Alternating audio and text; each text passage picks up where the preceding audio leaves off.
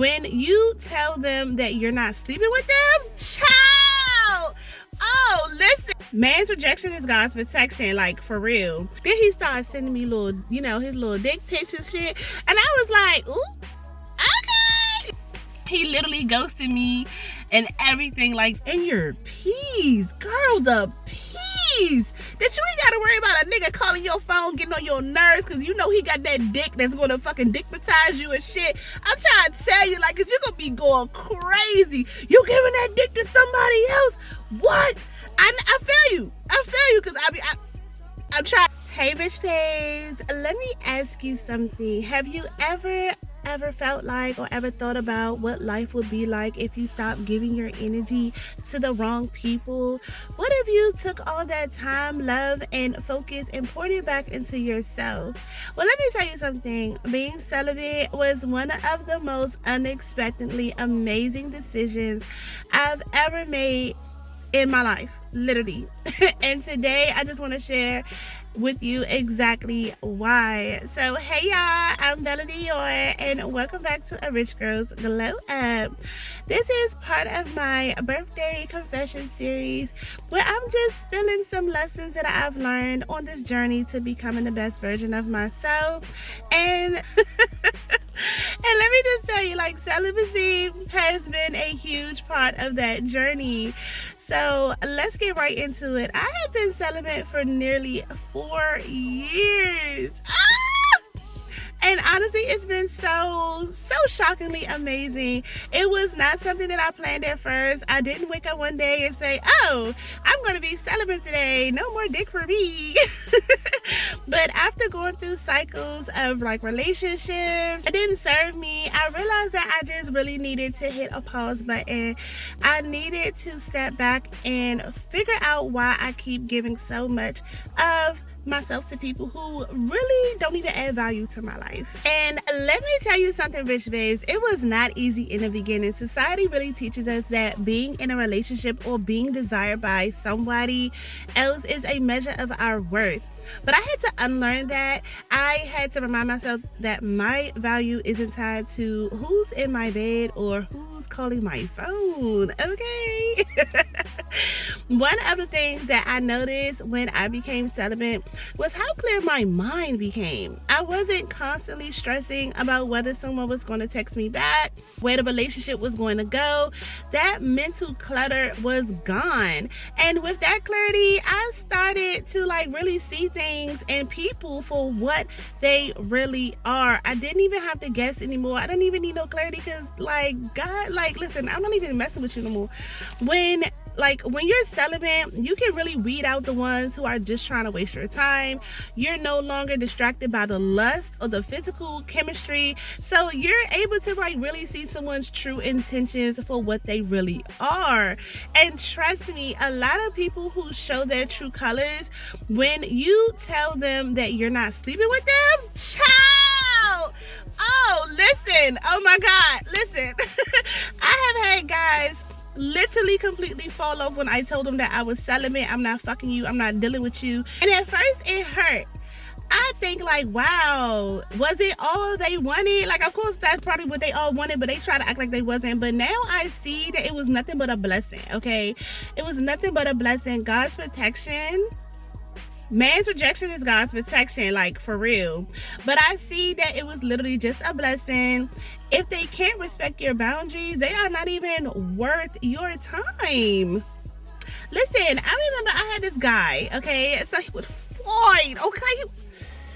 Child, he was, oh God. He was gorgeous. He was gorgeous, oh my God. So what happened was, here I am getting off of work, getting in my little car, and he was a construction worker, okay? So his cones and stuff was like next to my car, okay? So when I met him, like he was picking the cones up, and I saw him with his little chocolate stuff, and I said, oh my God, I want him. Oh my God, I want him. Oh my goodness. And he was a Sagittarius or something like that. Child, when I say, oh, it's like, damn, he gave me that look. I said, oh my God, I want you. I want you so bad. And so he asked for my number and everything, and he was just, oh my God, he was just amazing, like from day one.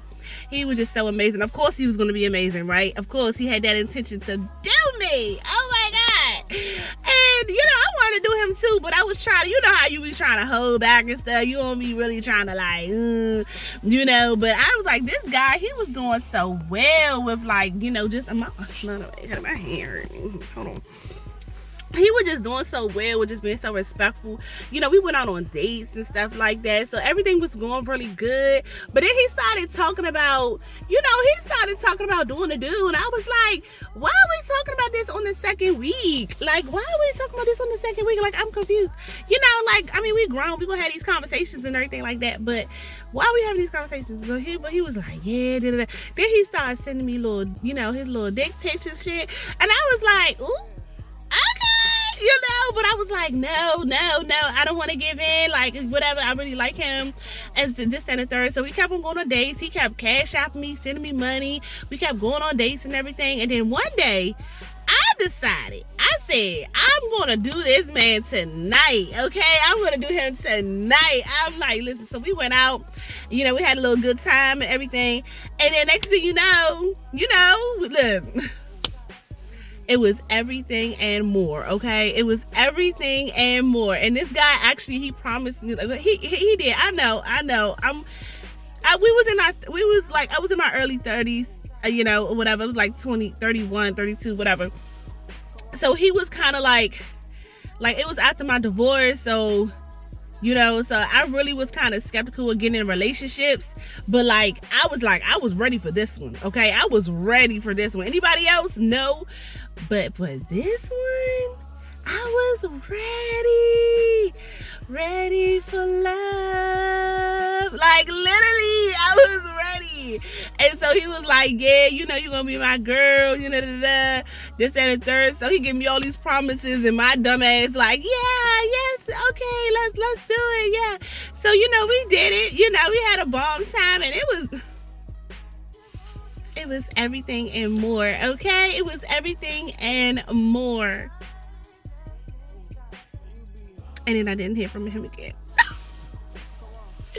And then we talked on the phone for like 2 more times.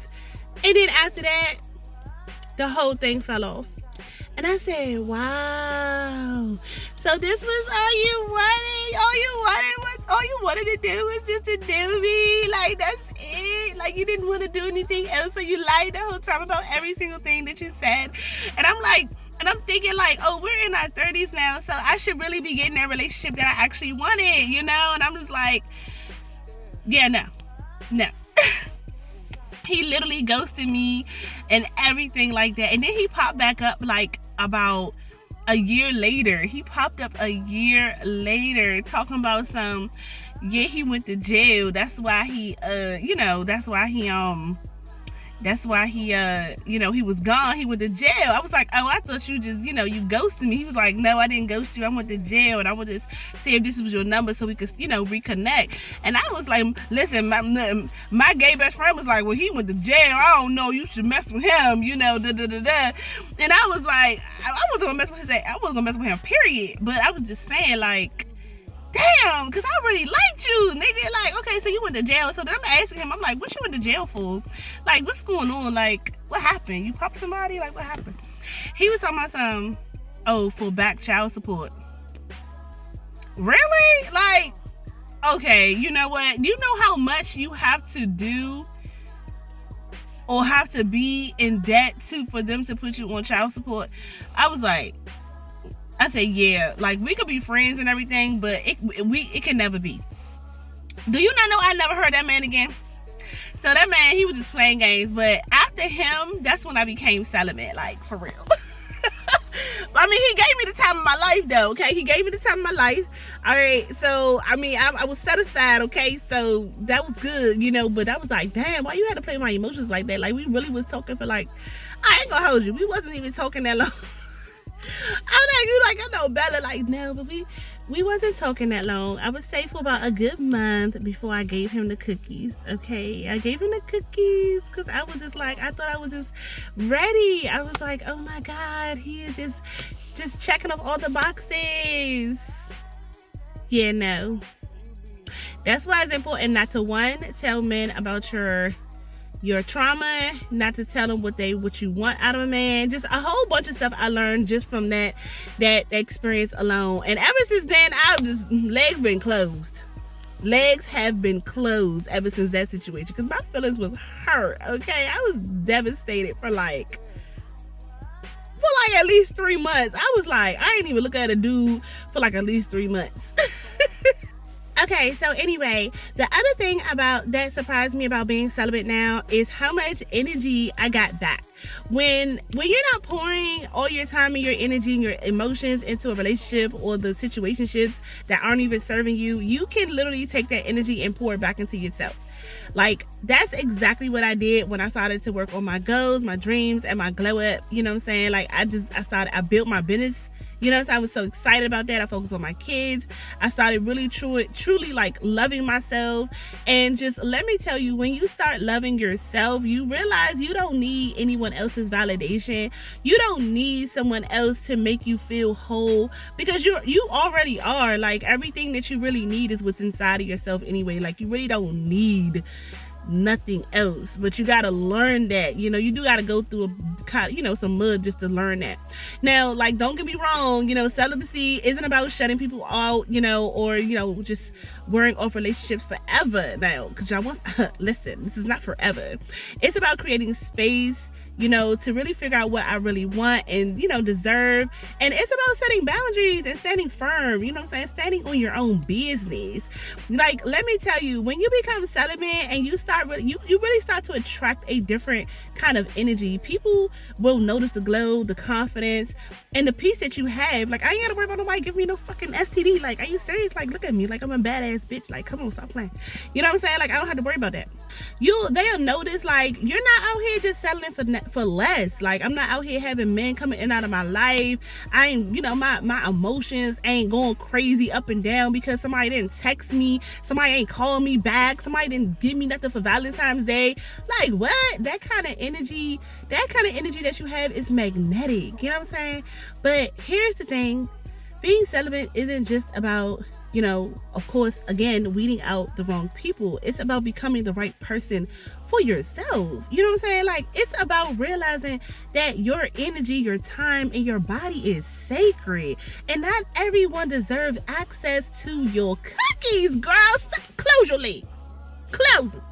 Because at this point, it ain't working. So, oh my God. So I've learned so much about myself in these past 4 years. I've learned that, I'm stronger than I thought. Like, that I am actually capable of creating the life that I want, and that I don't need anyone else to complete me, and that's the real glow up. Knowing that you are enough, that you are the prize, just as you are. So if you're thinking about becoming celibate, or if you are already on that journey, girl, you got this. I want you to know this. It's not about what you're giving up. It's about what you're gaining. You're gaining clarity, confidence, and control, the 3 C's of your life. Okay? You are gaining the space to focus on your dreams and your goals and your peace. Girl, the peace. That you ain't gotta worry about a nigga calling your phone, getting on your nerves, because he got that dick that's gonna fucking dickmatize you and shit. I'm trying to tell you, like, because you're gonna be going crazy. You giving that dick to somebody else? What? I feel you, because I'm trying to tell you that dick be going. I'm trying to tell you, but so y'all, in my mouth, like, I'm telling you, my mind just be going somewhere else, and I gotta stick to the main goal. Okay, so thank y'all. Thank y'all for being with me today, y'all. Rych Babes. Let me know in the comments, have you ever thought about celibacy, or are you already currently on the journey? Like, what's your biggest challenge? Like, what's your biggest lesson that you've learned? And I would love to hear your stories, because we are all in this glow up journey together. Like, I really love the fact that I am celibate now. Like, because when niggas come and approach me, I'm like, oh, you gotta come correct. It ain't no, oh, I'm itching, I'm itching for some dick, this, that, and the third. Like, I haven't had no dick in 2 weeks. I don't know how you do it, Bella. Shit. Well, these niggas out here be fucking anything. 1, to be out here spreading all types of diseases and the stuff that I be hearing, oh no, I'm good. I'm okay. I don't even want you to touch me. I don't even want you to look at me. You know what I'm saying? I don't want you to look at me because I still go to the doctors every year. I go to the doctors every year, and I still get an STD check every year. I know it's like, oh, why you don't even get one? Because you don't even need one because you're not having sex. I don't care. I want to see the results every year. I don't care. I want to see it. I just want to see it. I want to have it. I just want to know that I'm healthy. Here are my results every year, every single year. Because some people can't say that. Some people can't say that, and it's unfortunate. And I remember the time, like even when I was married, and I found out my husband at the time had cheated on me, and he cheated on me, and I found out in the worst way. Oh my God, I was pregnant. I feel like I'm always pregnant when I be going through stuff, but I was I was pregnant. Okay, and my doctor, she called me in because I told her I was feeling dizzy. I said, dizziness is not a sign of pregnancy. And I've been pregnant, okay? I've been pregnant. This is my 4th pregnancy. I've been pregnant. That's how much I like sex. So, that celibacy thing, like, I'm trying to tell you, like, that this was a whole 360 for me because I love sex. Like, I don't think who don't like it, but, I mean, whatever. And for me, like, when my doctor called me in, and she called me into her office, okay, not the patient's room. She called me to her actual office. And when she told me what my husband at that time gave me, what?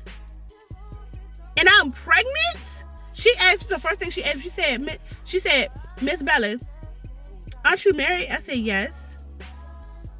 Her and her assistant looked at each other, and she was like, oh, I'm so sorry to hear this.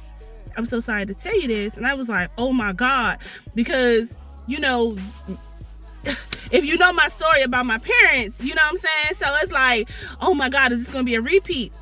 But gladly it wasn't. It was something that was curable. So when I say I was so devastated,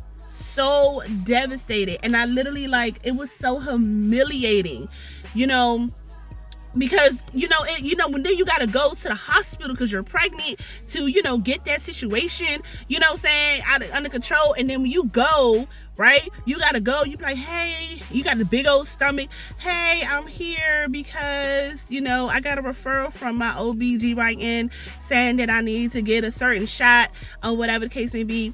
And they looking at you like, why the hell you got that? You know what I'm saying? Like, what you doing out here in these streets? But I'm looking, I had to go from that bitch. I was like, no, that's not even me. Like, it was my husband. I just found out this man is cheating on me. Don't look at me like that. Like, I was just like bawling. Like, the nurses was giving me so much hugs. Oh my God, it was just it was so much going on, because don't judge, don't do that, don't make it seem like I'm out here being reckless. Yes, there are some women that out here being reckless, but yeah. So, and the thing is, because of my parents, and I know that how important it is to have health, how important it is to be in control of your health. And then for the fact that this man knew my story and he still decided to overstep the boundaries of not only himself and me, but also our marriage, and then I was pregnant.